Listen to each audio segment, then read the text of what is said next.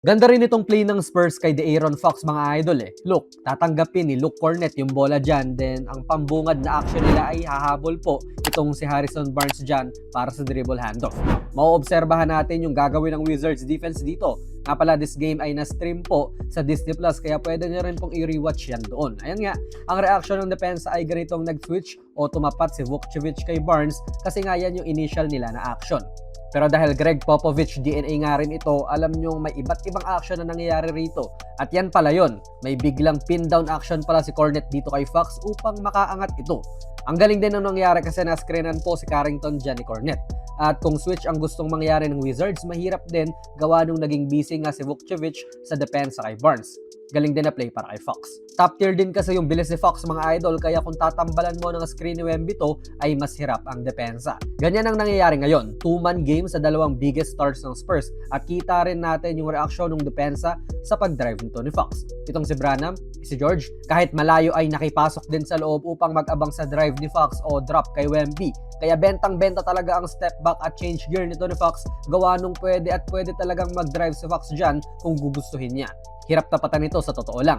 Heto pa po another play. Ang lupit din itong Spurs kasi nakitaan natin sila ng variation sa plays at hindi lang yung puro pick and roll and pick and roll. Though dito, nagsimula yan sa pick ni Olynyk. Biglang horns play rin pala to kay Wemby. Then may nagbabadyang handoff nga rin dyan, no? Kung saan marami yung cross matches ang pwedeng mangyari, di ba? Tapos gamit pa rin talaga ang speed ni Fox dito kasi biglang bumakdoor cut siya. Ang galing din talaga. Kahit na hindi po makatira si Fox dito dahil sa ganitong mga panggulat na set plays ay nawawasak ang depensa. Open na si Vassell pero good finish to kay Fox. This is another play po ng big man sa horns tapos ayan may biglang nag-cut. Ang daming pwede pong mangyari rito mga idol tulad dito na si Fox ay maaaring umangat din dyan at makatanggap ng handoff kay Cornet. Pero dahil nga sa magandang floor balance ng Spurs lagi silang nakakapag-cut ng klaro. Ganda po muli ng cut ni Fox dito pero may help di ang Wizards. Though kita nyo kung paano nga po nag-work itong opensa ng San Antonio. Ang ganda panoorin at hindi po predictable.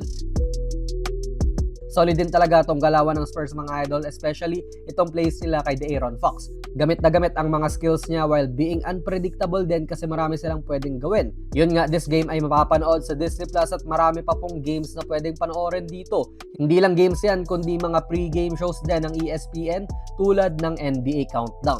Yung mga Christmas games din po mga idol, pwede nyo mapanood dito. Yan ang mga oras nila. Kaya check nyo po yung app mga idol. Ano po masasabi nyo sa video natin ngayon?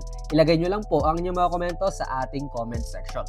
Kung nagustuhan nyo po ang ating video ay pakipindot na lang idol ng like button, mag-subscribe ka na rin sa ating channel.